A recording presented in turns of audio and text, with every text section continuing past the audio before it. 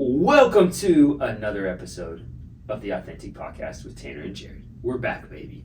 How you doing, Jared? Good. We took a little sabbatical. A little sabbatical. We needed to. It was summer season. It was busy. Kimmy was doing Kimmy things and just gone all the time. Okay. And Okay. So we had to just take a little break, and now we're back full swing. Kimmy went on 12 vacations I think over the summer. Literally. Yeah, gone every week. I feel Yeah. like. Yeah. I also took a sabbatical last. So We're we're back. Her sabbatical just ended yesterday, so she's finally back. So Yeah, it's welcome back, September. Kimmy. Thanks. The 21st of September. Golly. How we doing, brother? Good.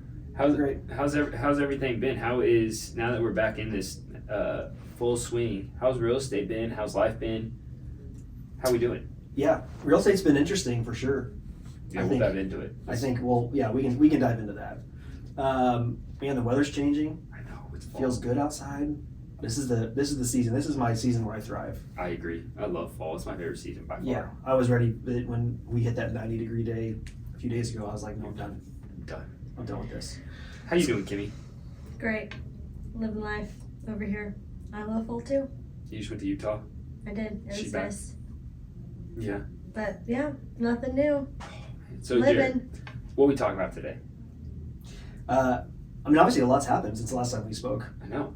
I'd like to just point out that we were also right that interest rates were going to go down during the election, right Mhm. before the election. We've said that for a year. Yeah.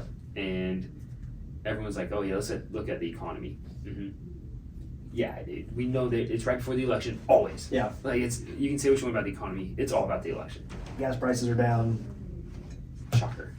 Everything is going to go down here for a couple months, and then And then, oh boy. we'll see. Oh boy. Mortgage rates are going to keep going down if our economy crashes, but boy, our economy may crash come the spring. Well, we've talked about that quite a bit. I feel Yeah. like we'll see what happens, but for now, might as well take advantage of the good rates. That's right. Yeah, The fact that people are calling about even refinancing is crazy. I have more calls about refinances right now than I have had in 4 years. Yeah. Like, I had, long story short, where we are as of today in September, when we're end of September when we're recording this, is I had rates in May. I locked people in at 7.375. Now I'm locking people in at 5.99. That's over a % swing in 3 months. Yeah. Like, that is unheard of at all. And so, right before the election, inflation numbers, all these things are coming out, but rates are staying. They're back to where a normal, quote unquote, a 5 mortgage rate's normal, right? So going into the next spring market, if rates are in the mid 5s, that's a normal market. Yeah. And it could be a crazy spring because of it. Could be. But what's crazy is it's anything but a normal market. Yeah. Right now, in the sense of, well, maybe I won't say it's not a normal market, but the last 2 buyers I've had and the last 2 sellers I've had have all been contingent on selling a home. Yep. Which we have not seen. I think 2-3 I've years. maybe done 1 contingent offer in the past 4 years that actually got accepted. Mhm. But I had a client that bought a house contingent on selling theirs. They took an offer on their house contingent on that buyer selling their house. And so it was one of those domino effects. Oh, man. They were like, we've never seen this before. I'm like, yeah, this is how it kind of used to be. Yep. Where it's you have such a domino effect of everybody having to close at a very specific time. I mean, this is where we always talk about real estate's not easy. And you better have a good lender. Yeah. When nobody's going in contingent, when everybody's waiving everything, You just got to sign papers. you don't. Yeah, there's nothing going on. This is where push comes to shove, and we've already seen. I saw some crazy stat about how many realtors have gotten out of the business. Oh, it's crazy. It's plummeted quite a bit. So. I actually, I shared that a couple weeks ago, but it's like over 30% in the Kansas City area. Yeah. 30%. Yeah. And the renewals for MLS is in December. Yeah. So it could be very interesting come January what those numbers look like. It will be. It's a good thing. Yeah. And there's a reason. I mean, you have everything with NAR, you have everything with this market shifting. It is the cream of the crop, and the people that are doing this as professionals are going to show, and they're going to stay and be successful. Where, man, it's not easy right now for some people. Right. So, yep, no, you're exactly right. In this market, we've seen it a lot too, where we've had a lot of. We used to come up with solutions to not be contingent. You can be contingent, or you can look at a house twice. Yeah. And that's unusual too. Right. So I had a client reach out to me this last weekend, and or 2 weekends ago, I was playing in a golf tournament, They texted me like, hey, can we go see this house? And I was like, I can't today. Obviously, it's always that day, Right. typically. Yeah, of and course. they said, they're like, okay. Well, I said, well, what's your schedule? They said, well, we can go either on Monday or next Saturday. And we could have. Like, we waited until Monday to go see the house, and it was still available. Yeah. And it was still available that next Saturday. So not having to drop everything that you're doing to go see a house, being able to have time to go see a house and actually decide if you want to make an offer, Right. as opposed to real quick, it's a beautiful thing. So let me ask you this: how is that conversation different? You said you had 2 listings recently that do. How's that conversation different now with listings? With Like- contingencies, you mean? Or, No, or with just the market in general? Just the market. Yeah, well, we're telling everybody you can't expect. If we get, instead of saying we're going to get 15 or 16 showings in a day or two, it's now back to we'll probably get 2 or 3 showings in our first day. That's a home run. So we just have to set the right expectations. And people still, even then, people still get super nervous. Yeah. When you don't have the circus. Yeah. So it's kind of changed how we list. The strategy becomes a little bit different. It's probably not the event pricing that we talk about, where Yeah. you're trying to create a flurry of people. Now, in some instances, we still will. Mhm. But now it's like, hey, we got to prep for maybe a price drop. Mm. So what does that number look like if the first weekend or the first 2 weekends we don't have an offer? We want to leave some room to drop our price. So that's the conversation now until probably, I would imagine, February. Yeah. If rates continue to drop into February, it's gonna be. I think that'll be the conversation we're having for heck. I've had a lot of people say they're waiting till after the election to do anything. Mm. It's so uncertain with the world right now Yeah. in the United States that a lot of people are frozen, not even by fear, but just the unknown. And it's kind of strange. It's kind of strange It's a little bit weird, yeah. how many times I've had people tell me, yeah, we're just gonna hold off for a little bit and just let things cool down. I'm like, oh, I don't know what you mean by that, but okay, yeah. If you want to wait for a couple months, then it's your time frame. But I've had multiple people tell me that. We'll see. So What about on the? Have you guys been with NAR stuff?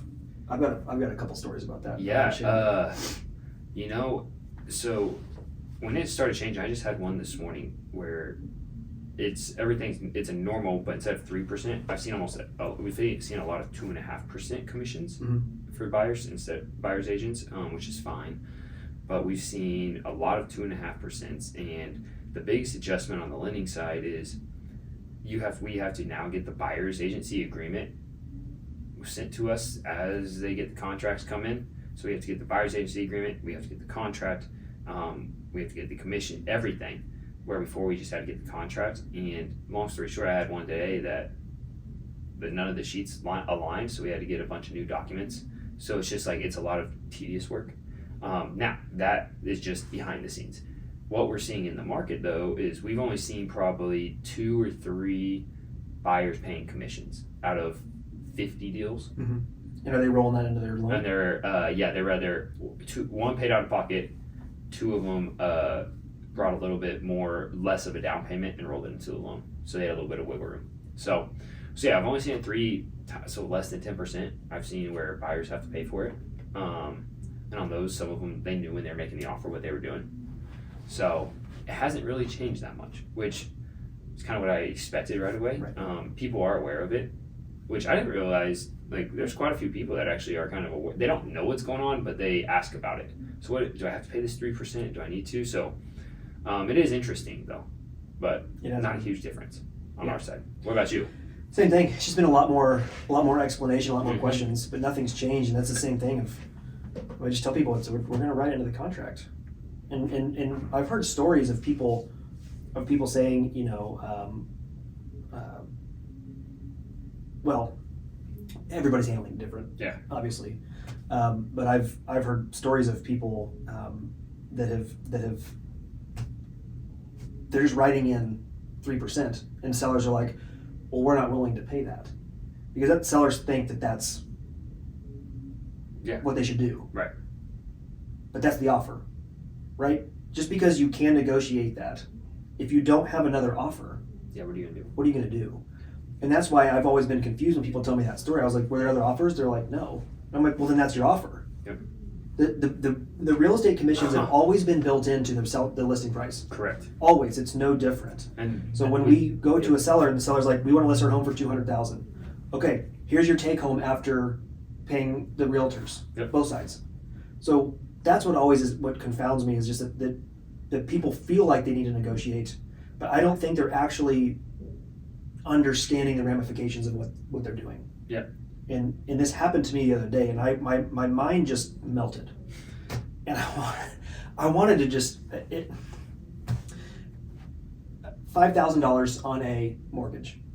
Roughly, how much is that the difference in your monthly payment? $40. $40. 35, not even $40, probably 30 to $30. 30, 35. Okay. So I had an agent that there's a house that was listed, no offers. We were the only offer. So we offered them $10,000 on their list price with the seller paying my commission. They came back and they said, we have a counter for you. You can either go full price and we'll pay the full commission, or we'll go $345 and we'll only pay half the commission. And I said, okay. And I did the math. And in order for, if I went to my buyer and I said, okay, you need to come up with half of your commission to save $30 a month. Right. Because we're talking about now $5,000 difference. If you want to pursue this house and pay my half of the commission, you now have to offer more than their asking price in order to cover that commission. Which at that point in time, why would you just not pay the asking price with then the seller paying the commission? Right. Because they were then asking my buyer to bring more money to the table. Right. To save $30 a month, which he's not going to bring $5,000 to the table to save $30 a month. Correct. Nobody's going to do that. But that agent, and I just want to go back to the agent and be like, what are you doing? So you want my buyer to spend more money, $175 more, because I did the math. It was like $350 was what we're talking about. So here's $350 paying the full commission, $345 paying half the commission. Okay, so if I go to my buyer and I say, okay, you're going to pay half my commission, they're going to pay half my commission. Instead of you just taking the $350 offer, you now have to pay $350, $175. Okay, we're not going to do that. Right. But then let's backtrack the math. Let's just say we're not even going to talk about that. Okay, great. So the seller's only going to pay half the commission to take a $5,000 bath on their net proceeds. And Right. this is where people get confused. Is when you look at the net proceeds, we did the math. $350,000 then paying my full commission versus $345 then paying half my commission. What do you think the difference of their net was? The money that they were going to bring home at the end of the day. Heck, not that much different. I don't know. Kimmy doesn't even know. Take a guess. $3,000. Oh, I was gonna say 300. $400. I am a genius. $400. So All this a for seller, $400. a seller who has no other offers. Right. Because my buyer, and you know that this is a Right. first-time home buyer, you know they cannot bring that money to the table. Correct. And this is the problem with the whole thing, is that because we feel like we need to negotiate that now because we've read the news, they would have lost a deal that has been on the market for over a week with no $400. active buyers over a net of $400. I'm like, what are we doing here, guys? Like, this is insane to me. Did you take that to the sellers? Did you say, like, show them that? Or No. It was insane to me. But I'm like, there's no reason my buyer's not going to bring more money to the table. Right. They're just going to take the $350 offer with you paying the full commission because that's where everybody wins. But that's just the thing. I don't think people understand that. You see these big numbers and you think, oh my gosh, we're saving so much money by this. No, you're not. You're reducing your buyer pool. Yeah, that's exactly it. Over $400. And I just don't think agents are explaining that well. No, they're not. They're just, well, one, they don't understand that conversation. Right. They don't look at the math. They don't do the math. And two, it is simply just another negotiating piece. Yeah. That's all this is. And as an agent, if you can show the numbers never lie. And it's common sense. Right. But people aren't. That's why there's a big drop in agents. Yeah. That's it right there.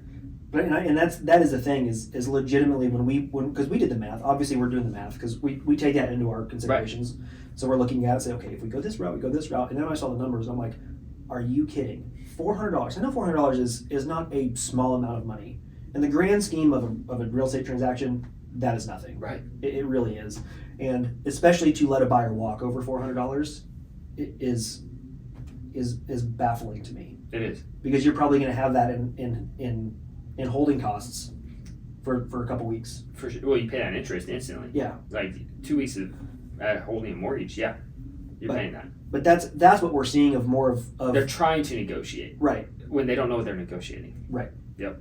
Because it sounds we're fancy seeing it too. and it sounds like it's a good thing, but when you actually go through, and now that might make a difference if there's multiple offers. Right. That's something to consider. In this instance, made no sense, but it just felt like it was something that they felt like they needed to do, or the agent wanted them to do, even though it legitimately, neither scenario made any sense. I talked with another agent, Kyle Blake, good agent, and he had one where he actually knew the listing agent, and they were going back and forth, and it was an investor who basically told him the same thing was, hey, this house has been sitting, almost the exact same scenario as you, been sitting for 2.5 weeks.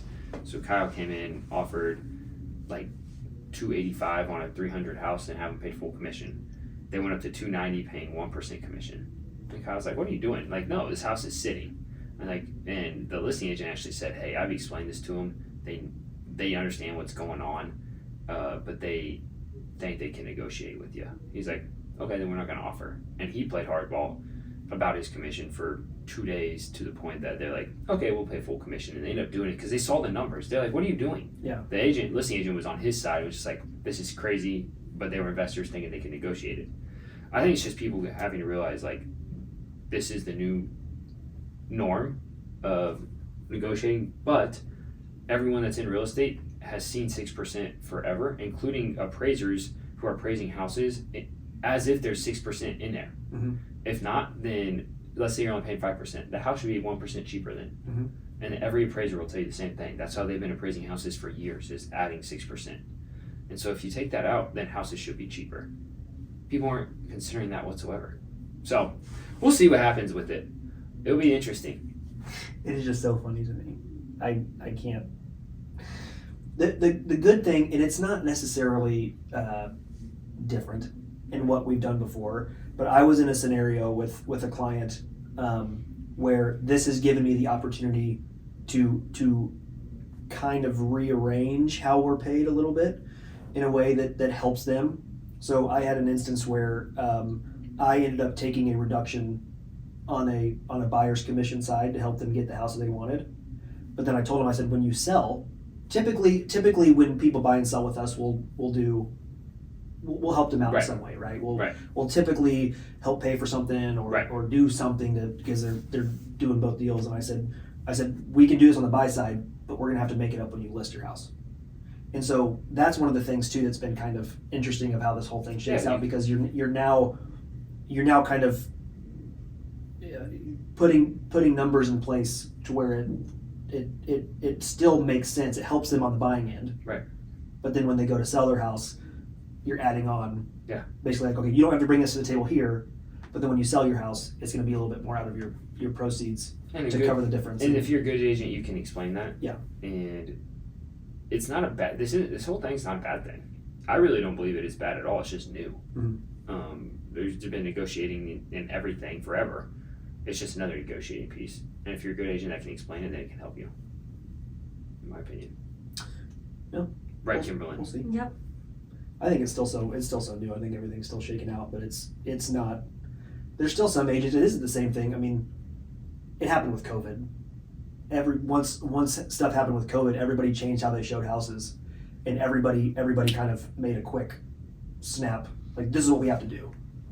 And I remember we were offering gloves, and every time somebody would open a cabinet, we'd wipe it down with hand wipes and stuff. It's like so crazy. It's like, and then agents took that to this whole new level, because it was just such a reactive thing. Everybody wanted to be the first to do all these parameters around COVID. Now, obviously, when the COVID happened, nobody knew what the heck was going on, so everybody had to take these precautions. Yeah. But then after things finally started to sort out, there were still those agents out there where it was like 2 years down, where they were still not letting overlapping showings happen.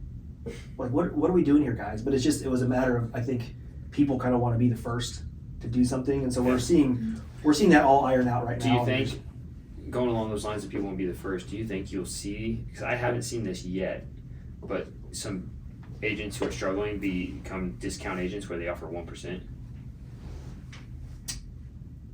Yes. Like, you think people try to take advantage of that? Or be the cheapest quote unquote, the cheapest in town? Yeah, I think it really hurts the discount brokers that do it on the listing side. Because there's people that say, if you buy, we'll sell your house for free when you buy with us. Like, that happens in other markets. They can't do that anymore. But even so, I don't know, because so many people's businesses were built on being able to get 3% on the purchase, because typically people are buying a higher price point home. Right. Now, and that still is going to be the thing. I think having a buyer's agent, to me, is still the most important thing. Yes. Like, if people discount on a listing side, like, they can get in a bunch of trouble for sure. I mean, if they hire the wrong person, I think having a buyer's agent, a discount buyer's agent, scares me much more. Yes. And there's a lot of instances of this happening, and Andy told me a story today, and I'll make it short, but essentially there was a house that was on the market that was not selling, and a new agent came along, and without necessarily having to, they went like $25,000 over the list price. And now I'm leaving out a little bit of context, but we know that it was a new agent who then did something that was likely fairly unnecessary for them to do, and they put their buyers in that position. So great, we're only paying our buyer's agent 1%, but now we've gone and we've overpaid on a house by $30,000. What's that going to look like when we need to sell it in 2 years or 3 years?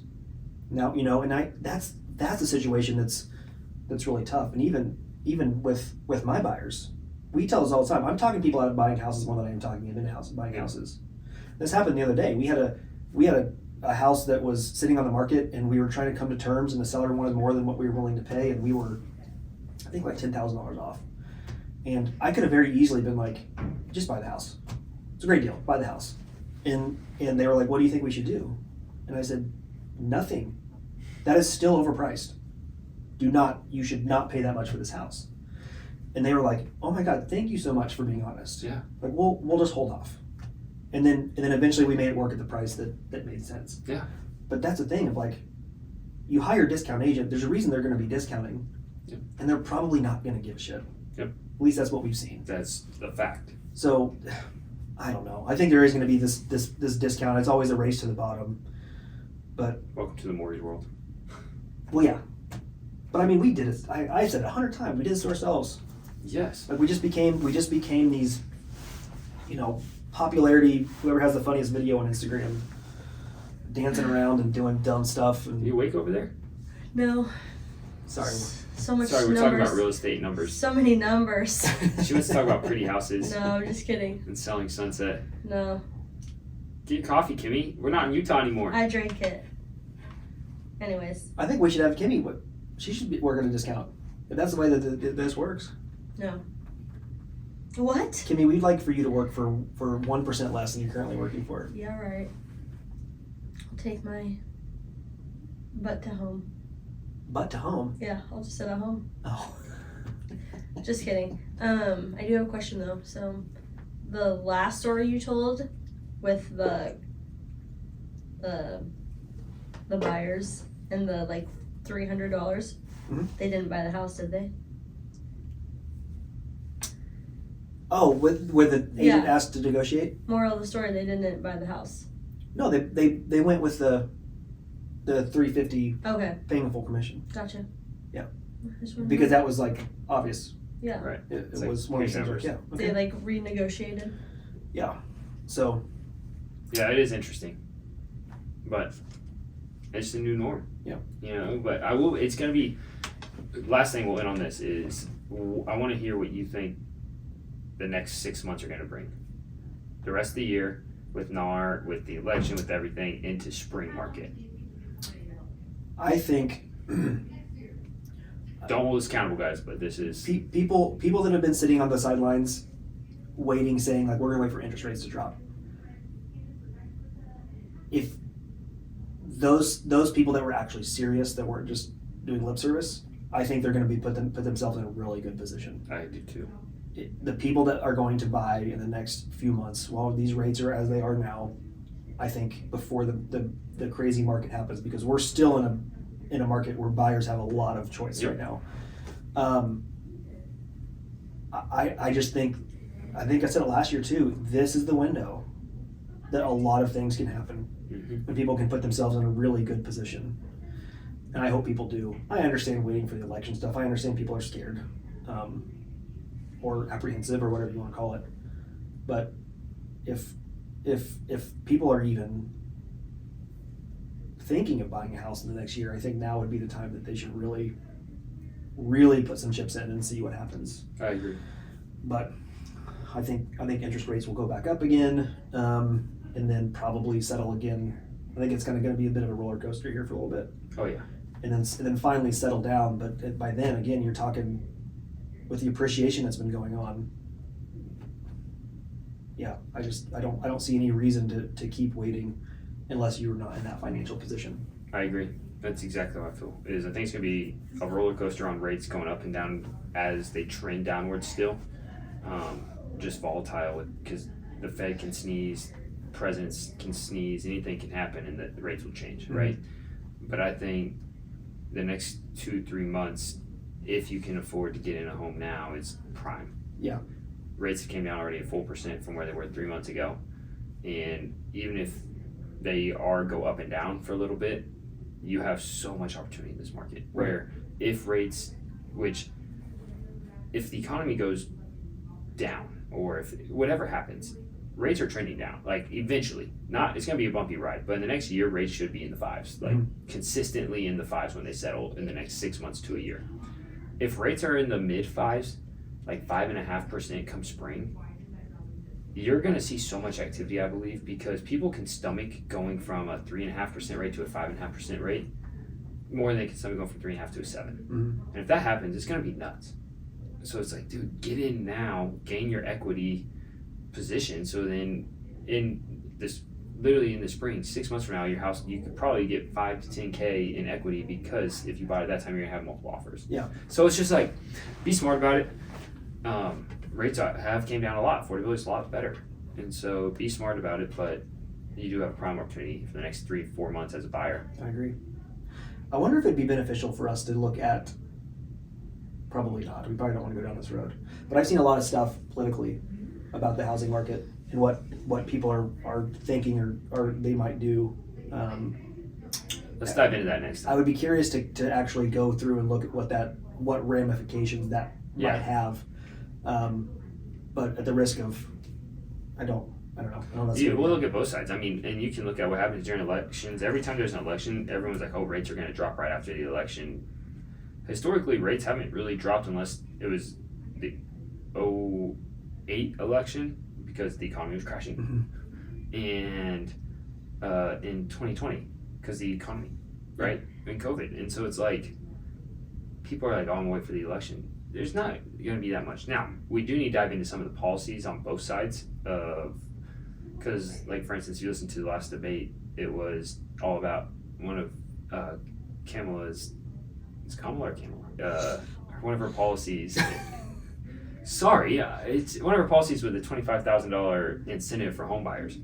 That's going to be nearly impossible. Mm-hmm. And people need to know that to happen. They've been preaching that for forever. So we'll dive into both sides of policies that both of them came out and said. Yeah, I think it'd be fun.